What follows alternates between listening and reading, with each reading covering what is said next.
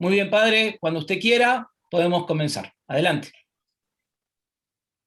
Bueno, buenas tardes a todos. Estoy muy contento de que me hayan invitado a dar mi modesta conferencia, ¿no?, sobre la antropología trascendental de Karl Rahner, ¿no? Es un tema que conozco más que nada porque fue el tema de mi tesis doctoral, ¿no? Aquí les enseño, no con ánimo de hacer propaganda para que compren el libro, sino para darlo a conocer, ¿no? Este de aquí, poco largo, más 1070 páginas, una cosa así, largo. La metafísica del conocimiento de Karl Rahner, subtítulo, Análisis de espíritu en el mundo. Bueno, si quieren leerlo de forma gratuita, lo podrán encontrar fácilmente por internet en la versión que yo entregué en la universidad, cuando la deposité, la tesis. Ese texto está en internet y es exactamente el mismo, con otro formato, evidentemente, que el libro editado. Pero digamos, coincide el texto, así que si quieren consultarlo es fácil. ¿De acuerdo? Y si quieren comprarlo, pues ya saben también. Luego he hecho un libro más breve, hice un libro más breve en la editorial Leonardo da Vinci de Roma, ¿no?, que se titula Los fundamentos filosóficos de la teología trascendental de Karl Rahner. ¿De acuerdo? Una cosa más pequeñita, más fácil de leer. Y luego ya con Monseñor Antonio Livi, ¿no?, que murió hace poco, pues también hice otro libro, lo que ya en italiano. Otro libro. Este de aquí. Muy bien. Bueno, ahora estoy con otros estudios, ¿no? Pero bueno, el estudio de Karl Rahner ocupó una parte importante de mi formación académica, ¿no? Y yo ahora intentaré, pues, exponerles las grandes líneas, ya advirtiendo que será imposible, casi podríamos decir metafísica imposible, que yo les pueda explicar todo in extenso, ¿no? Pero sí que me propongo, ¿no?, que cuando terminemos este encuentro virtual, pues al menos ustedes, y los que lo puedan ver en diferido a posteriori, pues puedan tener claras las ideas básicas, ¿no?, las grandes líneas, ¿no? Bien. Los límites del trabajo son claros, es decir, yo no voy a hablar de Karl Rahner como personaje, ¿no? Doy por supuesto que ya saben quién es, no me puedo extender en este punto, aunque en mi intervención haré alguna pequeña alusión biográfica necesariamente. Tampoco voy a hablar de la influencia de Karl Rahner en la Iglesia, esto ya es otro tema, ustedes pueden leer sobre ello y en mi tesis hablo sobre ello, aunque no in extenso, sino que me voy a limitar al ámbito filosófico. Es decir, para entender a Karl Rahner hay que leerlo, digamos, desde el principio. En Karl Rahner no encontramos un primer Rahner y un segundo Rahner. Eso no existe. De hecho, Rahner, desde el principio hasta el final de su vida, él nació en 1904 y murió en 1984, desde el principio de su vida académica, me explico, hasta el final, pues podemos decir que hay una coherencia intelectual, ¿de acuerdo? Así como en uno de sus discípulos, Johann Baptist Metz, creador de una teología política, pues sí que podemos distinguir una primera fase trascendental y una segunda fase de teología política, ¿de acuerdo? En Rahner no es así. En Rahner hay épocas donde él está más interesado en unos temas que en otros, pero hay una coherencia. No hay un cambio brusco en ningún momento, ¿de acuerdo? Por esta misma razón, las obras filosóficas, eminentemente filosóficas, que escribió en los años 30 y 40, ¿no?, son de obligada lectura si queremos interpretarlo bien, ¿de acuerdo? Y es lo que yo me he propuesto. Tanto si uno es runneriano como si es anti-runneriano. ¿De acuerdo? Es decir, los runnerianos, la obra que voy a tratar hoy, ¿no?, que es Espíritu en el Mundo, Geist in Welt, en general no la han leído. Pero hay que decir, por la verdad, que los anti-runnerianos tampoco. En este sentido están empatados. Pero a mi modo de ver, hay que leer esa obra si uno quiere analizar a Runner, ya sea para ir a favor de sus textos o en contra, o corregirlo, matizarlo, lo que sea. Pero por honestidad intelectual hay que hacerlo así. ¿De acuerdo? Bien. De hecho, mi tesis doctoral se inspiró en una obra de los años 70, ¿no?, escrita por Cornelio Fabro, que se dice La svolta antropológica de Karl Rahner, ¿no?, el giro antropológico de Karl Rahner. Y ahí pues él analiza textos de Espíritu en el Mundo, de Oyente a la Palabra, Geist in Welt y Herrer des Wortes. Y a partir de esa lectura y de ese análisis, pues eso me inspiró a hacer, digamos, un análisis sistemático y completo del libro que voy a presentar, que es Geist in Welt, Espíritu en el Mundo. ¿De acuerdo? Y esta obra es fundamental porque están los principios básicos de su concepción antropológica, de su concepción metafísica. ¿De acuerdo? Tengo aquí unos cuantos libros. Por ejemplo, la Herder. Normalmente la Herder era la editorial que editaba más las obras de Karl Rahner, ¿no? Pues aquí está Espíritu en el Mundo. En la pantalla las letras me salen invertidas. Supongo que ustedes las pueden ver bien, ¿no? ¿Sí? Sí. Vale. Lo confío. ¿Verdad? La versión alemana, bueno, hay 2 ediciones en alemán. De hecho, en mi tesis necesariamente tuve que citar a pie de página lo que dice en la primera edición y lo que dice en la segunda, ¿no? Y hay la primera edición. Y esta es del año 39, escrita en el 36, os explicaré todo. Tranquilo.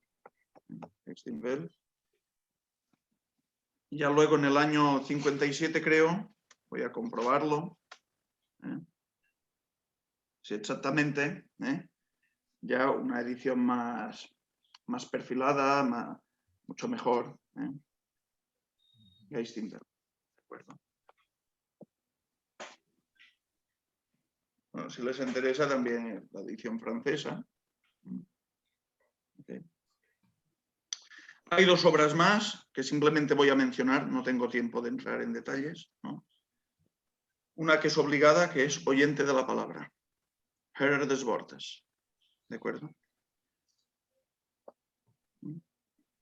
Que es una continuidad, es una obra también filosófica, y es una continuidad de Geist in Welt. Aunque la génesis de este libro son unas conferencias que él dio en Salzburgo, ¿de acuerdo?, sobre la filosofía de la religión, ¿de acuerdo?, pero que están en perfecta continuidad con Geist in Welt, en perfecta continuidad, ¿de acuerdo? Aquí está la obra en alemán, lo que hay que abrir.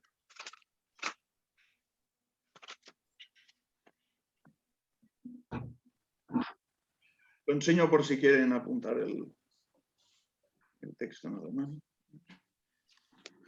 Bueno, aquí la edición francesa.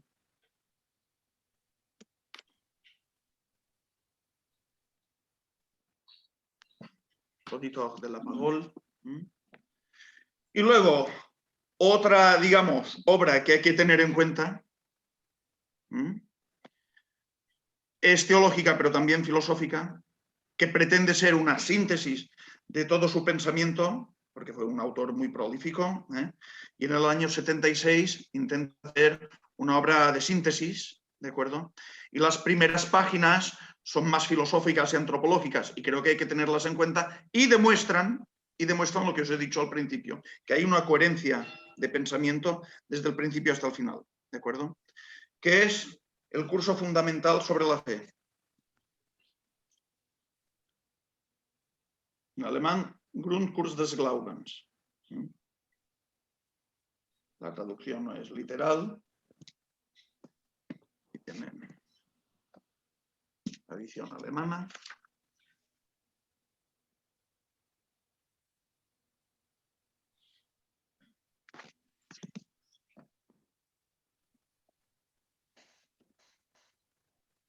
Y Traité Fondamental de la Foi en francés. Bueno, esta presentación de libros era necesaria, porque ustedes forman parte del área de humanidades, ¿verdad? El área de humanidades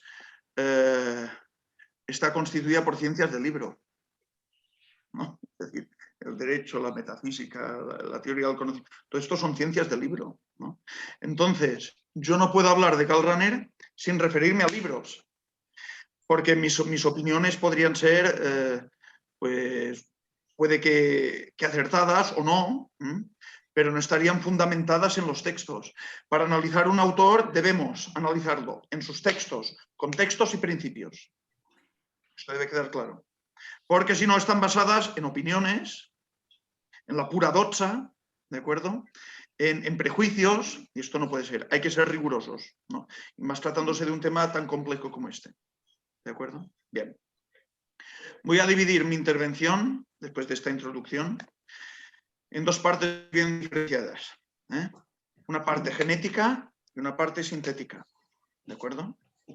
Ya que hemos empezado con este texto, que es el que básicamente voy a comentar. ¿De acuerdo? ¿Y qué es lo que hice en mi tesis? Mi tesis no es nada más que coger el libro como si fuera un reloj y desmontarlo en piezas. ¿De acuerdo? Desmontarlo en piezas y analizarlo. Hacer un análisis profundo, ¿no? Y sistemático, capítulo por capítulo y página por página, ¿no? Y contrastándolo con la doctrina de Santo Tomás de Aquino.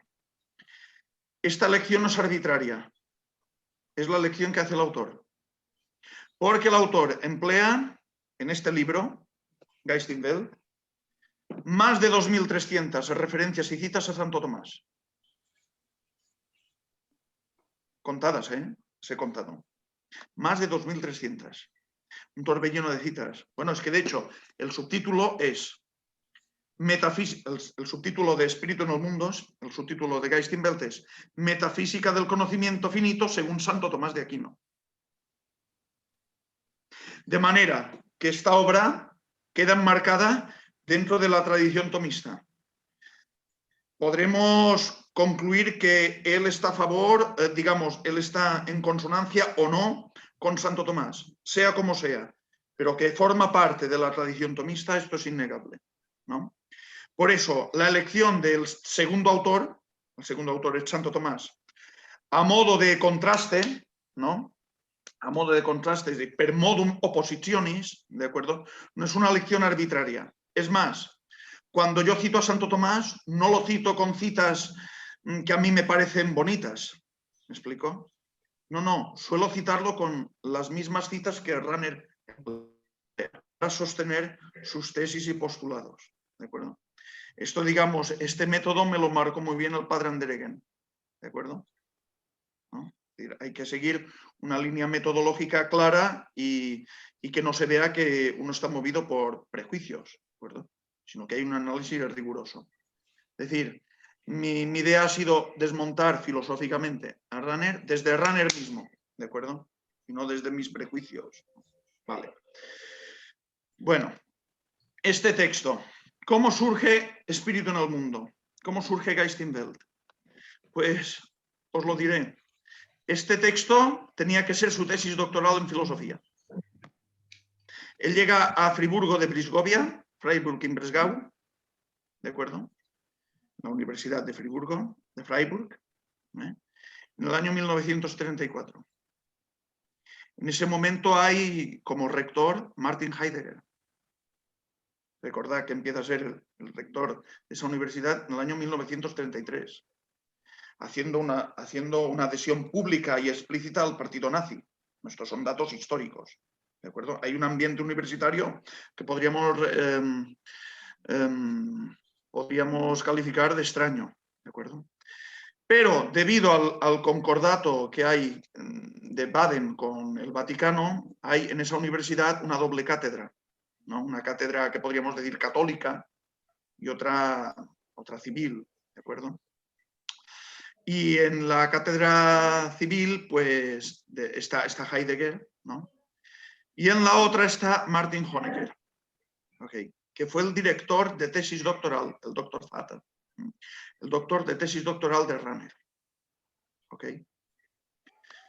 Heidegger tiene ahí una influencia muy grande, Heidegger, y de hecho Rahner asiste a sus seminarios, sus célebres seminarios, en donde comenta la fenomenología del espíritu de Hegel, ¿de acuerdo? Estamos en esa época. Estamos en esa época. Y Rahner acude casi de escondidas con Lotz, con su amigo Lotz, ¿no? a esas conferencias, a esos seminarios. Y ahí pues tiene ya un contacto profundo con Heidegger, ¿no? Y también con Hegel, a través de Heidegger. ¿De acuerdo? Y al mismo tiempo está realizando su tesis doctoral, que es esta que os he enseñado. ¿De acuerdo? Esa tesis doctoral no llegó a buen puerto. Es una tesis frustrada. Martin Honecker no quiso dar la firma, ¿no? Porque, según Honecker, ahí había otros autores y precisamente no era concorde, digamos, con el pensamiento de Santo Tomás. Aunque hay otras teorías que dicen que incluso Heidegger, que por derecho tenía que estar en el tribunal, tampoco aceptó esa tesis. Es una teoría muy reciente, ¿no? Hay que tenerla en cuenta, no sé hasta qué punto es cierto o no, pero en el sentido de que él, digamos, también encontró que esta tesis no reflejaba el pensamiento de Santo Tomás. ¿De acuerdo? Bueno, y entonces no se acaba doctorando en filosofía. Es una tesis doctoral frustrada. ¿De acuerdo? Aunque luego, esto en el año 36. ¿De acuerdo? Luego se va de Friburgo, y a posteriori, en el año 1939, se publica la obra. Y obtiene buenas recensiones, buenas reseñas. Por ejemplo, una de ellas, la más célebre, de Hans von Balthasar, ¿no? Que en aquel tiempo era jesuita, no lo olvidemos, ¿no? Que también pues, hace una alabanza magnífica de esta obra, ¿no? Recordemos también que Heidegger, pues antes también fue jesuita, al menos durante 11 meses, ¿no? Hasta que lo echaron, ¿no? Entonces, este es el contexto, esta es la génesis, ¿no? La génesis de esta obra, ¿de acuerdo? Bien. Hay un contexto también tomista, de tomismo trascendental en esa época, que marcó mucho a Rahner y esto queda expresado en este libro. Es el tomismo trascendental de Joseph Mareschal. Joseph Mareschal y su famoso libro, El punto de partida de la metafísica. ¿De acuerdo? O libros, porque son varios tomos. Mareschal,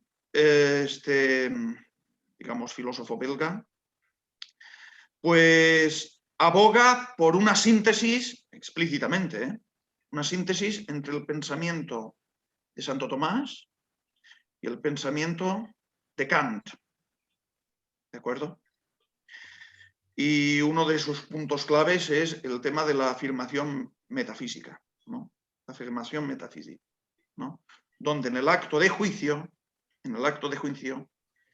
el alma, el intelecto puede alcanzar el ser, ¿no? Según Mareschal, estoy haciendo ahora una caricatura porque no puedo ahondar más en el tema, pero según Mareschal es lo que le falta a Kant, ¿de acuerdo? Y de ahí viene el término tomismo trascendental. Bueno, esta línea de tomismo trascendental, ¿de acuerdo?, que influyó a muchos otros autores, fue determinante para Rahner. Fue, digamos, la obra de Mareschal la verdadera inspiradora, ¿no?, de esta tesis doctoral. Pero luego explicaré que hay un pequeño matiz, hay una distinción bien clara. Bueno, luego hay otro contexto, ya os lo he dicho, un contexto existencialista, idealista, ¿no?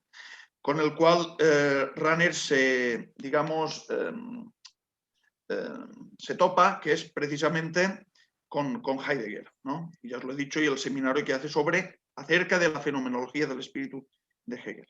También hay que decir, ¿no?, que hay un contexto formativo, es decir, la formación que recibe Rahner, nunca lo olvidemos esto, nunca lo olvidemos, es una formación suarista, de un formalismo suarista importante, ¿de acuerdo? Hay que tenerlo en cuenta, ¿vale? Bueno, y nos encontramos, esta es la génesis, digamos, de este libro, de estos primeros pasos filosóficos, ¿de acuerdo? Ahora, antes de pasar a la parte sintética, quiero hacer un apunte sobre la visión que tiene Rahner en esa época sobre la filosofía moderna, ¿de acuerdo? Os he citado a Mareschal y cómo él intenta hacer una síntesis, ¿no?, una simbiosis entre el kantismo y el tomismo, ¿de acuerdo? Pero citando explícitamente a Santo Tomás, citando explícitamente a Kant. Pero Rahner en ningún momento de este libro cita a Kant. Ni una sola vez. Lo que quede claro, ¿eh? Ni una sola vez. Pero Kant está presente. Y no hace falta haber estudiado mucho a Kant para darse cuenta, como os explicaré más adelante.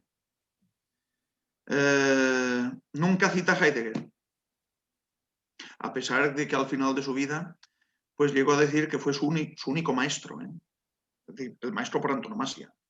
Rahner, dijo él, no es una opinión mía, lo dijo él, ¿de acuerdo? Y que quien critique esto estará criticando a Rahner, ¿de acuerdo?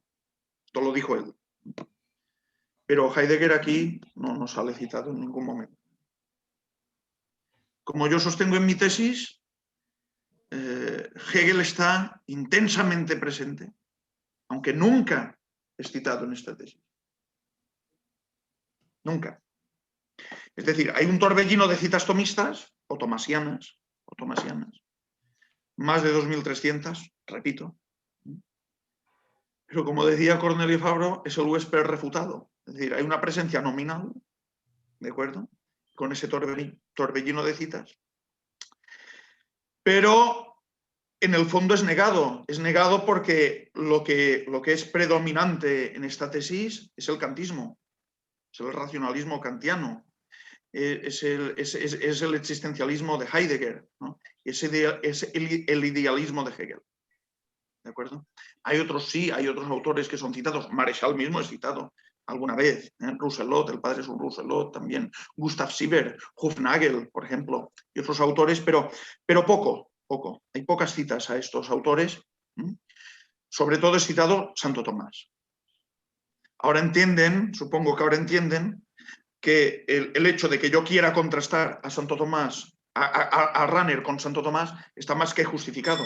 Está justificado por Rahner mismo, ¿de acuerdo? Necesariamente. Si hay que analizar esta obra, la cual los rahnerianos no han leído porque es una obra de difícil lectura, es una obra que diríamos en España infumable, es decir, muy difícil de comprender, ¿no? Está realizado con un lenguaje caótico, podríamos decir, caótico, ¿no? Y esto que digo yo no es un juicio-valor particular. Su hermano, para que os sirva de anécdota, su hermano Hugo Rahner, cuando se iba a jubilar, ¿no?, y era un buen teólogo, Hugo Rahner, ¿no?, y tenía un fino sentido del humor, como ahora veréis. Cuando se iba a jubilar, le preguntaron, bueno, ¿y ahora qué hará usted? ¿Ahora a qué se va a dedicar usted cuando se jubile? Y él dijo, bueno, me voy a dedicar a traducir al alemán las obras de mi hermano. Él solo escribió, Karl Rahner solo escribió en alemán. Ya ven la ironía. Me voy a dedicar a traducir al alemán las obras de mi hermano, es decir, haciendo alusión a su incomprensibilidad intrínseca. Es tremendo. Bueno, Entonces, tenemos ahí un torbellino de citas de Santo Tomás y un lenguaje oscuro. ¿Cuál es la intención de Rahner? Esto no lo digo yo, lo dice Rahner mismo. Por eso, lo que voy a decir ahora, por eso en mi tesis doctoral he hecho alusión a otros textos que no son Espíritu en el Mundo, que no son Geist in Welt, ¿de acuerdo? Pero que confirman cuál es la intención de Rahner. Voy a citar a dos textos.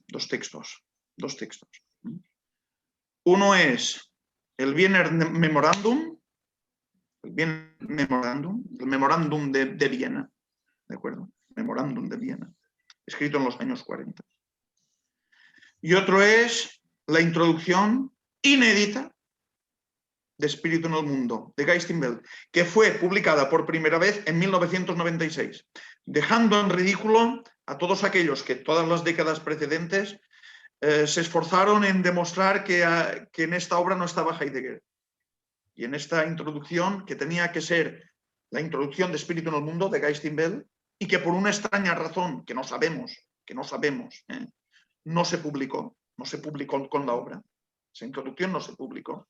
Pues ahí Rahner explicita claramente sus intenciones. ¿De acuerdo? Por cierto, tampoco se tiene un texto que está desaparecido o escondido, que es la tesis doctoral, el manuscrito original de la tesis doctoral con las notas marginales y las correcciones de su director de tesis, Martin Honecker. Eso tampoco se tiene. O no se sabe dónde está. ¿De acuerdo? Puede que algún día se publique. Sería muy interesante. Pero vamos, si lo que tenemos es esa introducción a Geist in Welt, a Espíritu en el Mundo, ¿no? Y en esa introducción, bueno, en el Wiener Memorandum, ahora no hay tiempo de explicar qué es el Wiener Memorandum, aunque su historia es interesantísima. Esta es interesantísima, pero no tengo tiempo de explicarlo. Como en los Sämtliche Werke, en las obras completas de Karl Rahner, ya se ha incluido. Hasta ese momento no se tenía clara su autoría, ¿no? Y se tiene claro que es de él. Y tiene una visión muy clara de la filosofía moderna. Y en esta introducción de Geist in Welt también. En síntesis, para no enrollarme más. Y esto es muy importante. Esto que diré ahora es muy importante. De hecho, si de toda la conferencia solo se acuerdan de esto, ya me doy por satisfecho. ¿De acuerdo? ¿Qué intención tiene Rahner con la filosofía moderna y con su tesis? No es la de modernizar a Santo Tomás, como por ejemplo ha pretendido hacer Mareschal. Mareschal sí, ¿no? Quiere mejorar a Kant y modernizar a Santo Tomás y hace esa mezcla. Pero lo hace de forma honesta, explícita, ¿no? Citando a Kant y citando a Santo Tomás. Ahí no hay ningún problema. Entonces, Rahner opta, y lo dice en la introducción, por no contrastar su tesis con los autores modernos, es decir, con Hegel y Heidegger, dice él. Cita, porque no tiene tiempo. Es decir, no hay espacio suficiente, la tesis sería más extensa. ¿De acuerdo? Y de lo que se trata no es de modernizar a Santo Tomás, sino de demostrar cómo Santo Tomás se avanzó a la modernidad. Claro, con el lenguaje escolástico de su época. Pero como los mismos problemas, esa es la concepción de Rahner. De hecho, es genial, uno podrá estar a favor o en contra. Uno podrá estar a favor o en contra de esto. Pero hay que reconocer que es admirable. Es decir, la idea es genial.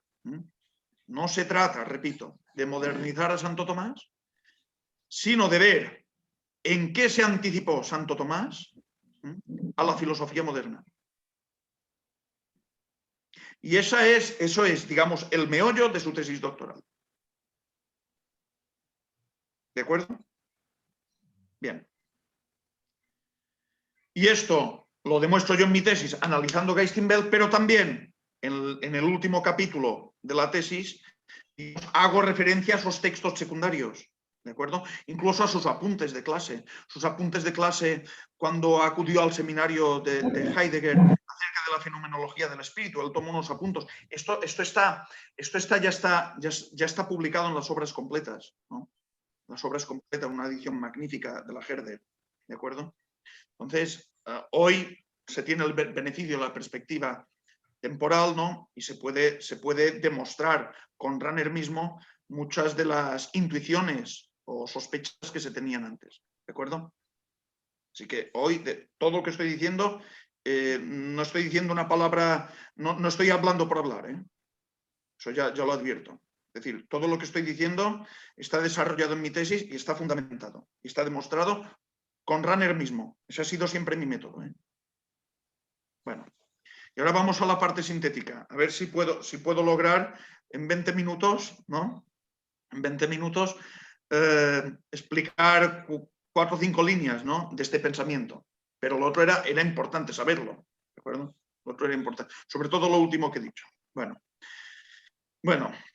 Rahner reduce la metafísica a teoría del conocimiento. Eso se puso de moda ya en el siglo XX. Por ejemplo, con Joseph Marichal, la reducción de la metafísica, ¿no? A teoría del conocimiento. Por eso él habla de metafísica del conocimiento. ¿De acuerdo? Metafísica del conocimiento. Bueno. Se inspira en Marichal, pero va más allá de Marichal. ¿De acuerdo? Va más allá de Marichal. Aunque se inspira en él, sobre todo en el tema de la afirmación metafísica. Es decir, que el ser es alcanzado, repito, en el juicio, en el acto del juicio, en la afirmación metafísica. En el acto del juicio hay una afirmación metafísica donde se alcanza el ser. ¿De acuerdo? Esto es determinante, esta idea de Marichal es determinante en Rahner. ¿De acuerdo? Por lo que veréis ahora. Bueno. Entonces, la metafísica de Rahner ya no es como creía Aristóteles y Santo Tomás. Digamos, el objeto ya no es el ente en cuanto ente. ¿De acuerdo? Sino el ser que se puede aprender en el acto del juicio. Y mejor dicho, en el acto del juicio de la conciencia. Esto que digo ahora es importante por una razón. Porque a la hora de determinar, y aquí se pueden entrar en discusiones bizantinas, en cuál es el autor moderno que ha influenciado más en Rahner, uno puede decir, bueno, Kant. Ha sido sobre todo Kant porque Marichal influyó y entonces Kant sobre todo es kantiano. Otros podrán decir, bueno, es más de Heidegger, ¿de acuerdo? Más existencialista. Y otros podrán decir, hombre, es más hegeliano. Es más hegeliano. Sobre todo en su obra, la que os he enseñado y que ahora he perdido, esta montaña de libros que tengo aquí. Vale. Cuando os he enseñado este libro, que es consecución lógica e inmediata de Geistingwelt, de Espíritu en el Mundo, esto es oyente de la palabra, el subtítulo es el siguiente: Fundamentos para una filosofía de la religión. Rahner, a partir de estos fundamentos filosóficos, elabora una filosofía de la religión, ¿no? Y ahí uno puede decir, ahí es más hegeliano. Bueno, en mi tesis yo sostengo que es las tres cosas. De hecho, él no solo mezcla a Santo Tomás con estos tres autores, fundamentalmente, sino que llega a negar a estos mismos tres autores al mezclarlos. ¿De acuerdo? Porque fijaos, él concibe al hombre como un espíritu en el mundo, ¿no? En parte aquí vemos a Heidegger, ¿no? Porque el hombre, ¿qué es para Heidegger? Dasein, ¿no? Arrojado en el mundo, ¿no? Pero no olvidemos que Heidegger, a la hora de definir al hombre, niega que sea un compuesto de materia y forma, pero también niega que sea espíritu. Es decir, no hay nada más contrario a la concepción de Heidegger, antropológica de Heidegger, que afirmar que el hombre es espíritu. ¿Me explico? Eso es más idealista. Por otra parte, cuando trata la cuestión de la sensibilidad, Rahner, porque este libro es un libro de teoría del conocimiento, metafísica del conocimiento, pues es puramente kantiano, sobre todo cuando habla de las estructuras aprióricas de la sensibilidad, el espacio y el tiempo. En ningún momento cita Kant, pero lo señalo. Es decir, si alguien encuentra Kant, y a mí se me ha pasado, pues que me lo diga. Pero en ningún momento. En ningún momento. Pero dedica un capítulo entero a hablar de las estructuras aprióricas de la sensibilidad. Primer punto, en 2 puntos, espacio y tiempo. ¿De acuerdo? Bien. Entonces, vemos ahí una mezcla de fuentes, ¿no? Una mezcla de fuentes, que a veces se pueden contradecir si apelamos a las fuentes. Pero claro, no hay manera de apelar a las fuentes porque están implícitas, en ningún momento son citadas. Entonces, así es más fácil hacer la tesis doctoral, ¿de acuerdo? Entonces, hay un tema importante que es el tema de la cuestionabilidad, la Fragbarkeit. Es decir, ¿cuál es el punto de partida de esta metafísica del conocimiento? Ya tenemos el objeto. El objeto es el ser de la conciencia, que se aprende en el acto de la conciencia, en el acto del juicio de la conciencia. Ahora hay que saber cuál es el Ausgangspunkt, ¿no? ¿Cuál es el punto de partida? ¿No? El punto de partida es precisamente el juicio, ¿no? La cuestionabilidad. La pregunta sobre el ser, la Seinsfrage, ¿no? Esto es Heidegger puro, sin duda, ¿de acuerdo? La pregunta sobre el ser. Este es, digamos, el punto de partida, ¿no? Y este es el planteamiento, digamos, de la metafísica de Rahner, ¿de acuerdo? Otro punto. Es una metafísica antropológica, ¿no? La visión antropológica de Rahner en este libro define al hombre como espíritu. Y en el acto del juicio de la conciencia, ¿no? Es cuando el espíritu, sobre todo habla de espiritual, todo el tiempo el libro. Es cuando el espíritu tiene capacidad de autoconstituirse. ¿De acuerdo? Autoconstituirse. A partir de los procesos cognoscitivos que después hablaré de ellos. Lo cual nos recuerda a la dialéctica de la conciencia, del espíritu, de Hegel. Hay una dialéctica, una confrontación, ¿no? Que permite al espíritu autoposeerse, autoconocerse, ¿de acuerdo? Autoconstituirse. Bien. Lo cual va en contra de los principios metafísicos fundamentales, que ninguna potencia o virtud puede ser mayor que su propio ser. Ningún ente puede tener una virtud o potencia mayor que su propio ser. ¿De acuerdo? Pero en esta metafísica del conocimiento vemos como el ser del espíritu, ¿no? O el espíritu se puede autoconstituir a sí mismo, ¿no? Uno es espíritu, uno es quien es él, en la medida que se autoposee, que se autoconoce. Esto no lo digo yo, lo dice Rahner, ¿eh? ¿De acuerdo? Esto no son elucubraciones mías. Es que lo podría citar y demostrar cómo habla en estos términos. ¿De acuerdo? Bueno, entonces el hombre, el espíritu, es una especie de causa sui. Lo cual sabemos nosotros que ni Dios mismo puede ser causa sui ipsius. Dios es su propio ser incausado, pero no puede ser causa de sí mismo, ni Dios mismo.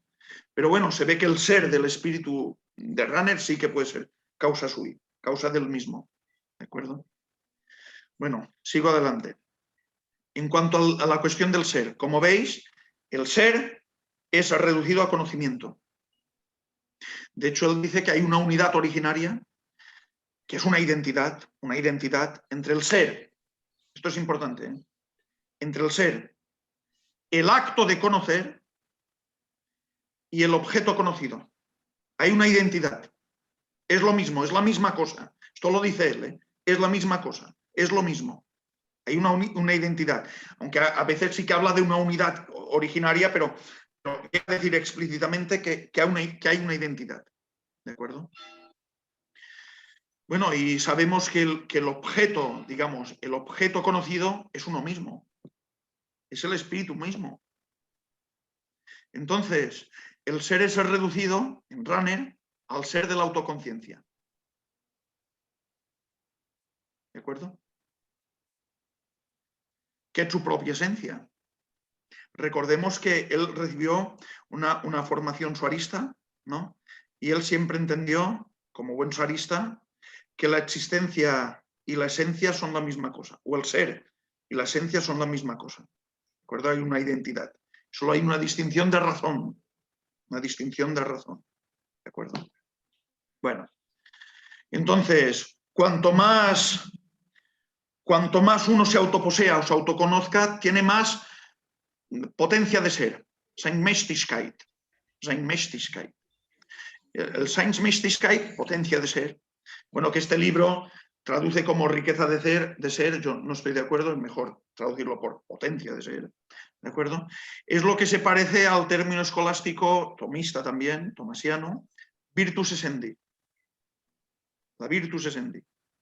La potencia de ser. Es decir, el espíritu tendrá más potencia de ser, más virtus essendi, en la medida que se autoposea. Cuanta más autoposesión, cuanto más autoconocimiento consciente, cuanta más conscienticidad, Bewusstheit, ¿de acuerdo? Más ser tendrá. Esto nos recuerda, pues sí, a Hegel mismo, todo lo racional es real, todo lo real es racional, o a Fichte, ¿no?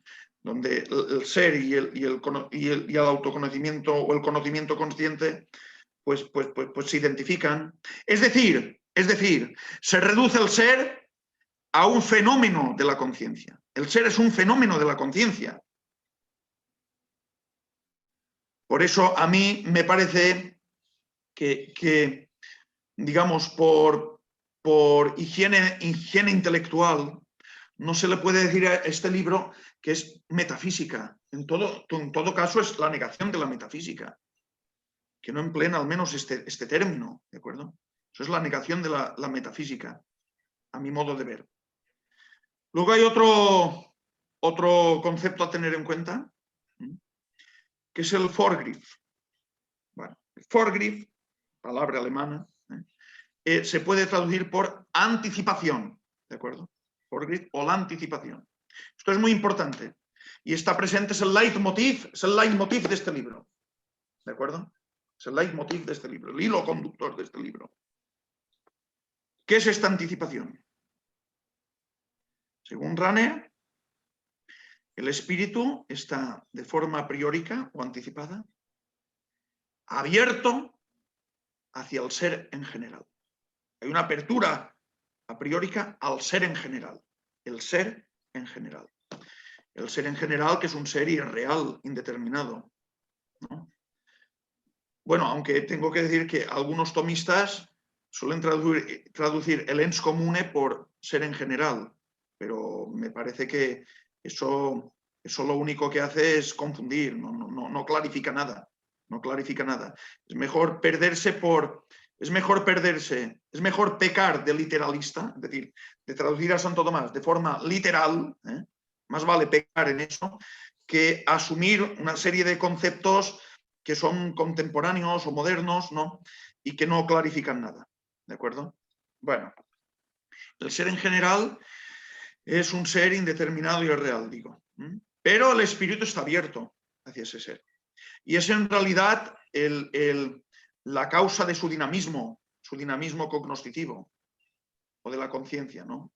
Es lo que activa, ¿no? Es lo que activa, ¿no? Su ser y su conciencia, ¿no? Esta apertura priórica, ¿de acuerdo? Bueno, entonces, hay un momento en que, sobre todo esto aparece en la segunda edición de Geistingswelt y no tanto en la primera, pero hay un momento donde Runner identifica simpliciter, el ser en general, con el ser absoluto de Dios.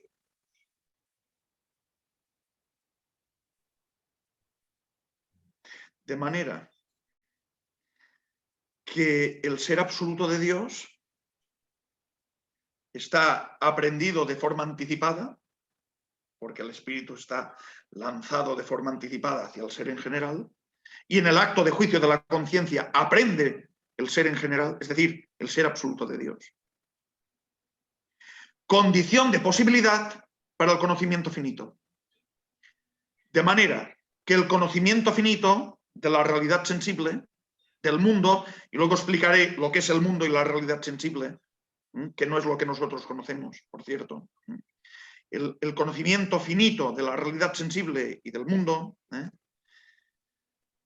se puede darse en virtud de esta aprensión del ser en general, del ser absoluto de Dios. De manera que el ser de Dios, el ser absoluto de Dios, el ser en general, se manifiesta como una especie de primum cognitum, condición de posibilidad para el conocimiento finito. O peor aún, causa formal inmediata de todo conocimiento finito.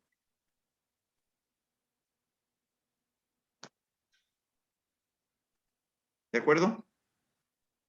Bien. Tema de la sensibilidad, porque claro, digamos, aquí hay un concepto a tener en cuenta, ¿no? Que es una mezcla, ¿no? Espíritu en el mundo, es una expresión, ¿no? Que puede decir mucho y no decir nada. Es decir, ¿qué quiere decir espíritu en el mundo? El hombre es espíritu, porque es espíritu precisamente por esta apertura, por el foregriff, es decir, por esta anticipación al ser en general. Por eso es espíritu, dice René. Por eso es espíritu. Porque no queda coartado en el conocimiento sensible y del mundo, sino que puede haberse liberado. Y ahí habla más adelante de la libertad del espíritu. Precisamente la libertad del espíritu es eso. El poderse liberar del conocimiento sensible, ¿no? Ir más allá, ¿no? En virtud de esta anticipación, ¿no? Esta apertura, digamos, anticipada hacia el ser en general. ¿De acuerdo? Bueno, todo esto al final, ¿cómo se argumenta? Porque ahora os he dicho 4 principios. Pero esto al final, ¿cómo lo argumenta él? En todas las páginas. Pues apelando constantemente a la teoría del conocimiento, a la gnoseología de Santo Tomás. Acuérdense de lo que he dicho en la parte genética, porque si no, no entenderemos nada. De lo que se trata no es de modernizar a Santo Tomás, sino de lo que se trata, según él, es de descubrir cómo Santo Tomás se anticipó a la modernidad. Por eso él emplea, digamos, la teoría del conocimiento de Santo Tomás. De alguna manera nos quiere decir que con el lenguaje escolástico de su época, hablando de las potencias, hablando de la abstracción, hablando de la reditio in se ipsum, de la conversio ad fantasma, o ad fantasmata, aunque él dice fantasma, no fantasmata, ¿no? Hablando de todas estas, del intelecto agente, por ejemplo. Hablando de todas estas cosas, Santo Tomás se anticipó a la modernidad. ¿De acuerdo? Por ejemplo, en el tema de la sensibilidad, ya os lo he dicho antes, ¿no? Él habla de las estructuras a prióricas de la sensibilidad, del espacio y del tiempo, y citando constantemente a Santo Tomás, en un carraner. En cuanto a los procesos cognoscitivos, a mi modo de ver, esto es lo más interesante y ocupa en realidad el 80% de la tesis, de su tesis doctoral, ¿de acuerdo? Aunque a veces es repetitivo, ciertamente, pero es la idea más interesante y es la que yo sostengo en mi tesis, ¿no? Él emplea sobre todo 3 conceptos: abstracción, la reditio subjecting states, ¿de acuerdo? El retorno del sujeto sobre sí mismo, y la conversio ad fantasma.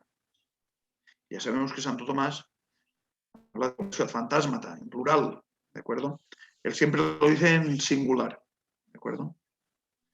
Porque en realidad la imagen estamos hablando de una imagen, no de imágenes o de fantasmas. Estamos hablando de una imagen. Es la imagen que tiene uno de sí mismo. ¿De acuerdo? Bueno, él dice que la abstracción, la conversión y la reducción se identifican. Se identifican. ¿De acuerdo? Se identifican. Y estos tres conceptos, así como los va desarrollando él, a mí, según mi parecer, nos está diciendo de forma implícita, así como argumenta él esta cuestión, que Tomás se adelantó a la dialéctica de Hegel. Pero claro, empleando el lenguaje de su época. ¿De acuerdo? Esto que he dicho ahora no lo dice él explícitamente. Lo deduzco yo del análisis de los textos y de otros textos secundarios que os he citado antes, ¿no? Donde se puede llegar fácilmente a esta conclusión. Y quien no esté de acuerdo con esto, me parece muy bien, pero me tendrá que refutar, ¿no? Con argumentos y contextos que yo estoy equivocado. De hecho, él claramente, de forma clara, aunque no explícita, está viendo ahí a Hegel, ¿no? Y cómo hay esos movimientos de contradicción, de dialéctica, ¿no? En la conciencia, ¿de acuerdo? ¿Para llegar a qué? Para llegar a un autoconocimiento, a una contemplación de sí mismo. ¿De acuerdo? La abstracción, ¿cómo se ve la abstracción? La abstracción que coincide con la conversión, el fantasma, es decir, coincide en el tiempo, y no solo en el tiempo, sino que se identifican. De alguna manera, podemos decir que la conversión al fantasma, vamos a resumir, es ese vuelco del espíritu hacia el mundo, hacia la sensibilidad. Mundo, la sensibilidad es lo mismo, ¿de acuerdo? Para Rahner. El espíritu gobierna la sensibilidad, ¿no? La informa de alguna manera. Y en ese movimiento hacia el mundo, ¿no? También hay una abstracción en el mismo momento. ¿Por qué? Porque el espíritu se experimenta en ese volcarse hacia la sensibilidad, hacia el fantasma, hacia la imagen, ¿no? Hacia el mundo. ¿No? Se experimenta también como liberado, porque se experimenta al mismo tiempo como abierto hacia el ser en general. Es decir, se vuelca hacia el mundo, pero también se experimenta libre del mundo, no se siente coartado por la sensibilidad y por el mundo. ¿De acuerdo? Y esto es la condición de posibilidad para que el espíritu, experimentándose como espíritu en el mundo, conversión al fantasma, pero también lanzado y liberado, lanzado hacia el ser en general y liberado de la sensibilidad y del mundo, esto es la condición de posibilidad para que también se experimente, ¿no? En sí mismo, como ser autoconsciente, en su conscienticidad. ¿Me explico? Esto para hacer un resumen casi caricaturesco, es decir, estos serían estos procesos. Bueno, luego, y acabo, para cumplir con el tiempo, el Forgriff es identificado con el intelecto agente. Sí, han escuchado bien. El intelecto agente, la interpretación que hace Rahner, no lo olvidemos nunca de esto, la interpretación que hace Rahner de la teoría del intelecto agente tomasiana, la teoría tomasiana del intelecto agente, ¿de acuerdo? Es que Santo Tomás quiso decir con el lenguaje de su época, ¿de acuerdo? La teoría que quiso expresar esta teoría de la anticipación, del Forgriff. Hay otros conceptos que él emplea, por ejemplo, las especies intelligibilis. ¿No? Las especies intelligibilis no es más que la ley a priorica del espíritu, por ejemplo. La cogitativa, otro tema, estoy solo anunciando porque no tengo tiempo de desarrollarlo, pero otro para que os hagáis una idea del libro. La cogitativa, por ejemplo. La cogitativa es la potencia que permite el ensamblaje de la sensibilidad y del intelecto y del espíritu. Hay una unidad, una identificación. En esto se basó mucho, se inspiró en Gustav Siebert, otro autor de la época, ese sí que lo cita, ¿no? donde habla de la metafísica de la sensibilidad, ¿no? ¿Okay? Y cómo la sensibilidad depende del espíritu. Esto en clave hegeliana completamente, ¿no? Clave hegeliana completa, ¿no? Bueno, y kantiana también, ¿no? Como si fuera la sensibilidad, digamos, una estructura priórica, ¿de acuerdo?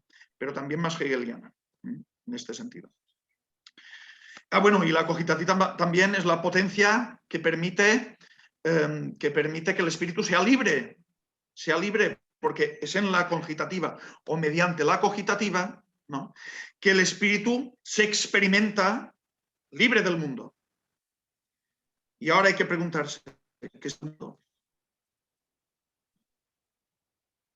Porque en la precisión del vocabulario estriba la salud del discurso, ¿eh? ¿Qué es el mundo para Ranera?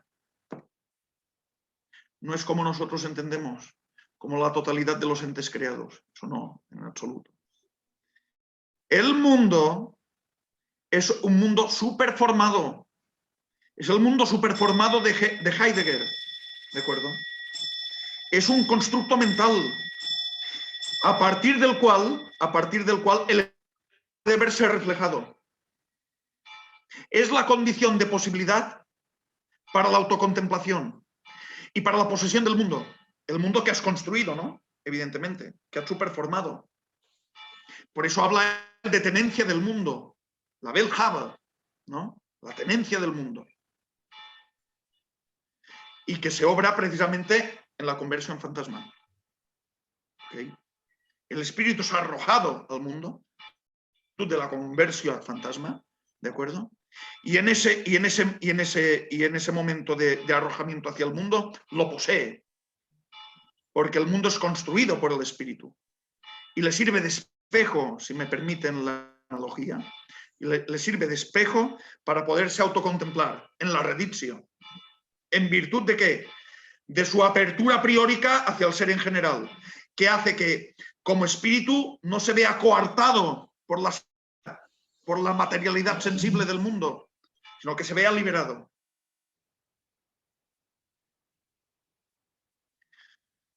Bueno, he terminado. Todo esto son presupuestos, son presupuestos necesarios, ¿de acuerdo?, que hay que conocer. Si luego uno quiere seguir estudiando a Ranner, en su teología, en su filosofía, y luego ya hará las valoraciones que crea oportunas. Ahora bien, según mi punto de vista, para analizar a Ranner hay que analizar su metafísica del conocimiento. Porque si no, no entenderéis, o no entenderemos, mejor dicho, en la teoría de los cristianos anónimos, del existencial sobrenatural, o el libro que os he enseñado, que también es filosófico, ojo, oyente de la palabra. Es imposible. Pero bueno, esto ya es otro capítulo, ¿de acuerdo? He dicho. Creo que me he saltado 10 minutos, he sobrepasado 10 minutos. Ha estado muy bien. Pero bueno, he querido sintetizar. Necesariamente he tenido que hacer una simplificación, ¿no? Es una exposición. Esta exposición deben entenderla como una exposición general, ¿de acuerdo?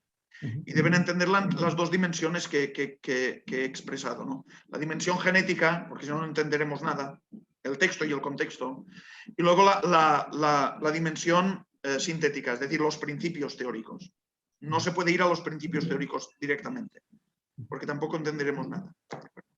Bueno, no sé si quieren comentar algo o no. Yo ya he terminado, ¿no? Muy bien, padre Jaime, muchísimas gracias por estos minutos que por lo menos a mí, no sé que el resto nos han mantenido así como muy atentos a las ideas que quería transmitir. Perdonen mi vehemencia también. Y la vehemencia en iba... hablar pero soy así. Iba a ser ese comentario, ¿no? Ese énfasis que le ponía a cada idea, a cada cosa que quería transmitir también ha sido motivo de mantener la atención. Así que muchísimas gracias.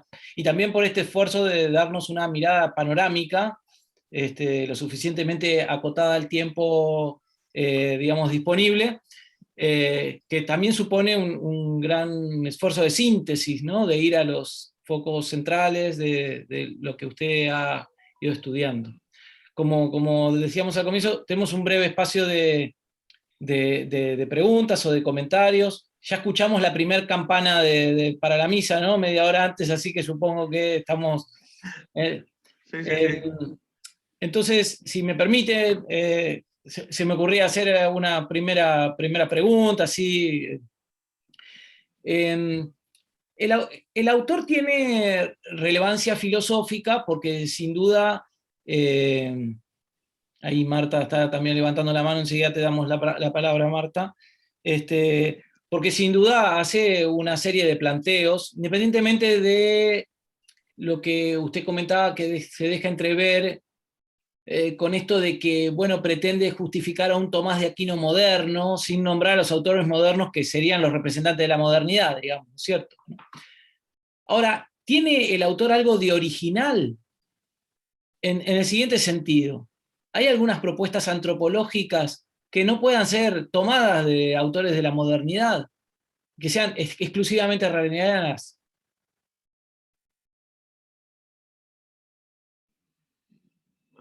Bueno, buena pregunta.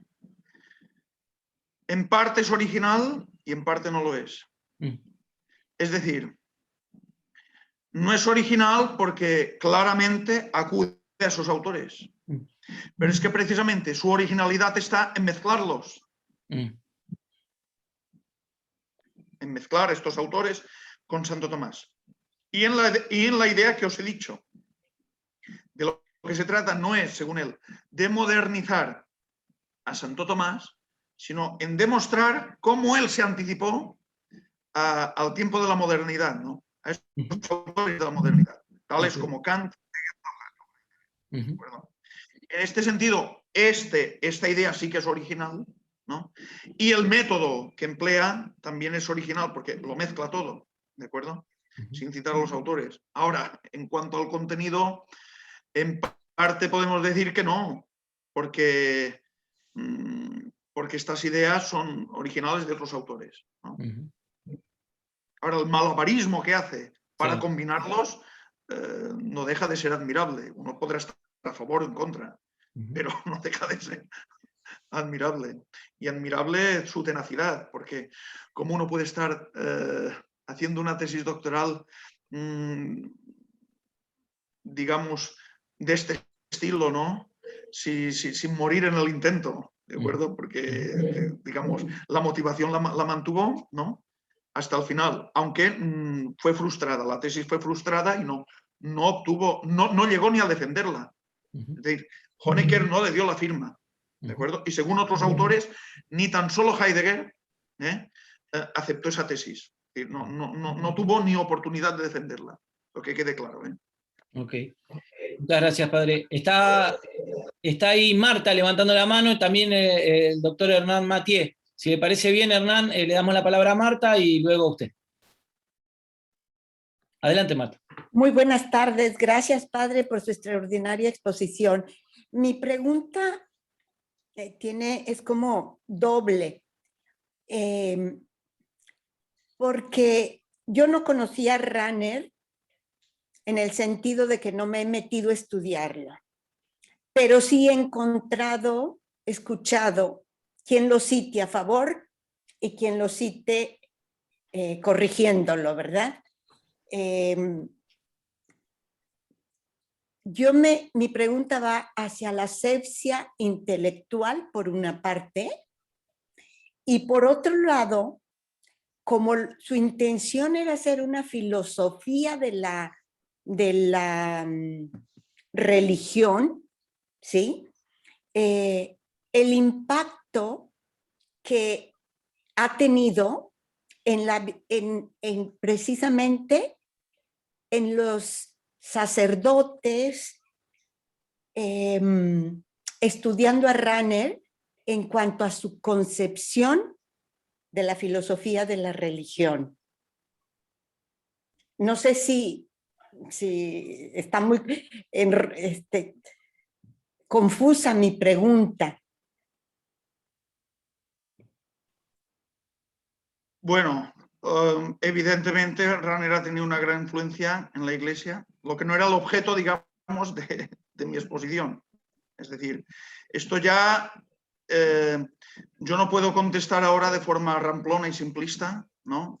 Yo no puedo contestar sin argumentar, ¿no? a esta pregunta. Necesitaría otra hora para hacerlo. En mi intervención, lo único que he querido decir es que tanto los que están a favor o en contra, usted mismo ha dicho que hay gente a favor o en contra, bueno, pero esto es una cosa natural en toda autor intelectual, hay gente a favor o en contra, esto es una cosa que es así.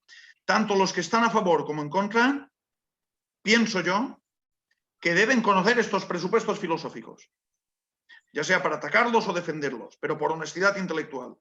No tolero a ningún antirraneriano que me ataque a mí sin haber leído este libro, ni mi tesis. Pero ojo, tampoco tolero, he dicho antirraneriano, no quería decir raneriano, quería decir, no tolero a ningún raneriano, digamos, ¿no? que me ataque sin haber leído Geist in Welt, la obra que he analizado, ni mi tesis doctoral.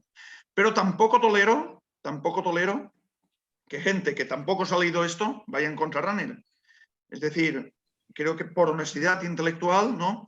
uno debe acudir a sus textos, aunque a Runner se le puede contemplar de mil maneras, ¿no? Tampoco es obligatorio leer este libro, pero si uno va a hablar de su concepción antropológica, ¿de acuerdo? O del giro antropológico trascendental que él obra en la teología, hombre, pienso yo que los fundamentos trascendentales de su filosofía, escritos en los años 30, hay que conocerlos un poco, a mi modo de ver, ¿de acuerdo? Y luego cada uno, por honestidad intelectual, llegará a unas conclusiones o a otras, ¿de acuerdo?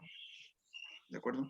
En esto no he querido ser relativista, quiero ser objetivo, ¿de acuerdo? El tema de su influencia en la Iglesia, positiva o negativa, ya es otro tema. Es otro tema y aquí ahora mismo no tengo tiempo de explicarlo. Pero bueno, muchas gracias. Sí, muchas más o menos ya han gracias. visto por dónde van los tiros. ¿eh? Sí. Gracias, padre. Hernán, cuando usted quiera. Bueno, gracias Juan, muchas gracias padre por su charla que indudablemente nos introduce en el fenómeno de Runner, ¿no? Una aclaración que le quería pedir, porque usted dijo que no se cita a Heidegger en la obra de Runner para nada, en esta por lo menos que usted está analizando. Ahora, del título ya, Espíritu en el Mundo, se estaría surgiendo, porque no nos olvidemos que en Ser y Tiempo Heidegger dice que el ser del hombre es ser en el mundo y con las cosas, ¿no es cierto? Eso lo repetimos, yo soy profesor de Derechos Reales, lo repetimos siempre, y en eso no deja de coincidir con la doctrina de la Iglesia, ¿no? Las cosas están en el mundo para que el hombre las tome. Bueno, hoy se ha puesto de moda por ciertas palabras del Papa que no han sido interpretadas bien, ni por los que están de un lado ni por los que están de otro. Ahora, en el sentido ese de cómo habla de ser en el mundo Heidegger en Ser y Tiempo, y lo que habla Runner acá, ¿qué diferencia hay en el concepto de mundo de Heidegger y de Runner? El concepto del mundo es el mismo. Es el mismo. Lo he dicho antes, es un mundo súper formado, uberformte, ¿de acuerdo? O sea que y tampoco, digamos, fijaos bien que dice espíritu en el mundo, es decir, es una mezcla de idealismo y de existencialismo, ojo aquí, ¿eh? De lo que se trata es de arrojarse al mundo, ¿no? O de convertirse a la imagen del mundo, la conversión fantasma, de arrojarse a la sensibilidad, ¿de acuerdo? Para tener el mundo, para formarlo, para constituirlo. Y a partir de ahí, que este mundo sirva, este mundo constituido o constituido por la autoconciencia, sirva de reflejo para la autocontemplación. Hombre, eso a mi modo de ver, bueno, no es muy, bueno, al menos no está en consonancia con Santo Tomás de Aquino. Y no tiene nada que ver con el realismo, en absoluto, en absoluto. Es más, para que vean hasta qué punto, y solo un ejemplo sin desarrollarlo, hasta qué punto se llega, digamos, llega hasta sus últimas consecuencias con estos principios, que en el Grundkurs des Glaubens, ¿no? El curso fundamental sobre la fe, llega a decir que el hombre, cuando se afirma a sí mismo, está afirmando implícitamente a Jesucristo, lo sepa o no lo sepa.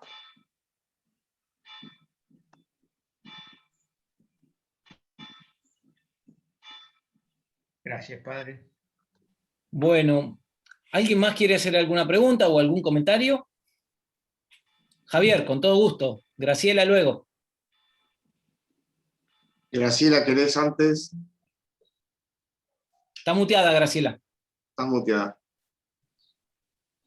¿Ahora está bien? Ahí está. No, simplemente un agradecimiento y un comentario muy sencillo.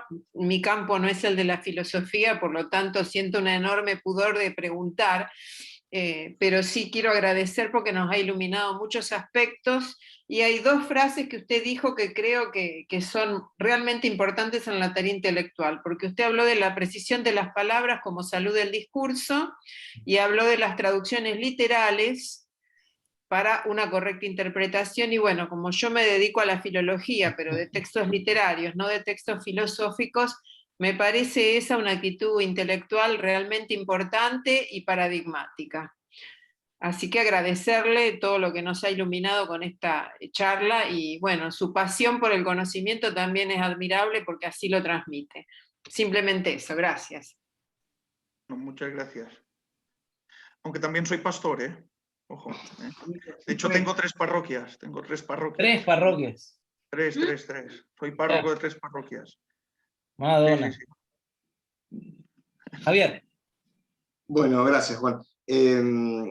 También transmitir el agradecimiento por este momento de conocimiento que nos ha brindado, y también comparto con Graciela y con muchos de los que estamos acá el campo de las letras. Mi procedencia es la literatura, y la literatura francesa. Y cuando lo escuchaba hablar de espíritu en el mundo, y otras cuestiones que fue desarrollando a lo largo de su conferencia, resonaron en mi tradición lectora algunos nombres que se han vinculado a Rahner en cuanto a lo filosófico y lo literario. Pienso en Maurice Blanchot, Levinas, el mismo Heidegger, en cuanto a una filiación, ¿no? Y pensaba en esos grupos de mitad de los años 20 y entrados los años 30, fascinados por la fenomenología del espíritu de Hegel, ¿no? Y los cursos en París a los que asistían Bataille, Lacan, Queneau, Blanchot, Levinas, y toda esta serie de intelectuales. Y bueno, y pensaba de qué manera poner en diálogo todo lo que hoy nos brindó en mis investigaciones filosófico-literarias, ¿no? Y quería preguntarle como una curiosidad, si algo de la literatura, por lo menos de literatura francesa o alemana, aparece en el pensamiento de Rahner. En el libro que he analizado, no. Bien. Luego, yo no soy un experto de toda la obra de Rahner, ¿de acuerdo? De hecho, Rafael Albert ha indexado más de 5.000 escritos, una cosa tremenda, muchos de ellos repetidos, ciertamente, pero... Y bueno, ahora mismo no me acuerdo, digamos, de apelaciones, ¿no? O de referencias literarias, ¿no? No me acuerdo. No sé responder a eso. De hecho, él no es muy dado a citar. No es muy dado a citar. Para que os hagáis una idea, en el curso fundamental sobre la fe, ¿no? Creo que quiere ser una síntesis de toda su teología y de toda su antropología. Creo que cita solamente la Sagrada Escritura 12 veces, una docena de veces, poca cosa más. No es muy dado a citar, repito, no es muy dado a citar.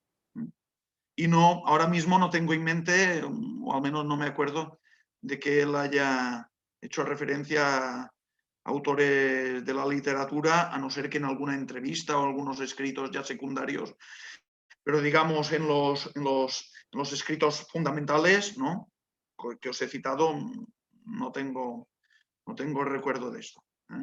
Él es muy técnico, incluso muy áspero, tiene un lenguaje muy áspero al entendimiento, es más técnico que literario, ¿no? Y así como von Balthasar era muy dado a citar, autores de la literatura, ¿no?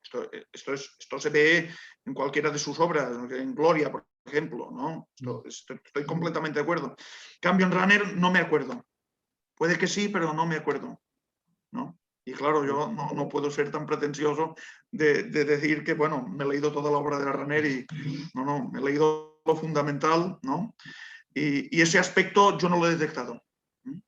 Pero sí que entra, pero es muy interesante lo que ha dicho porque al menos entra en contraste con von Balthasar, ¿no? Y si alguna vez ha citado de forma muy marginal y accidental. En cambio, von Balthasar es una cosa muy habitual. Autores contemporáneos y patrísticos y antiguos, es decir, una cosa muy, muy habitual. Sí, sí. Gracias. Bueno, padre Jaime, lo dejamos en libertad, totalmente agradecidos por este tiempo que nos ha brindado la conferencia, responder las preguntas con todo detalle. Nos quedamos, bueno, también con la grabación para poder compartirlo con aquellos que no han podido estar. Le agradecemos muchísimo. ¿Esta grabación estará online o simplemente la distribuirán? Yo después le podré pasar un vínculo, un enlace para que usted la tenga disponible. Así, si usted también le resulta interesante, la pueda tener. Muy bien. Bueno, Pues, agradecemos también gracias a todos. Muy bien. Agradecemos a todos los que también asistieron y estén atentos porque seguramente en las próximas semanas tendremos información sobre otras actividades. Muchas gracias a todos, en especial al padre Jaime Mercant Simón por esta generosidad. Un saludo cordial a cada uno. A ustedes por invitarme, voy a celebrar la misa y rezaré por todos Muy amable, muchas gracias. Por su universidad. Muchas gracias, Juan. Muchas gracias, padre. Adiós. Hasta luego, Marta. Luego. Bye. Chao, chao. Adiós. Adiós. Buenas tardes. Buenas tardes. Buenas tardes.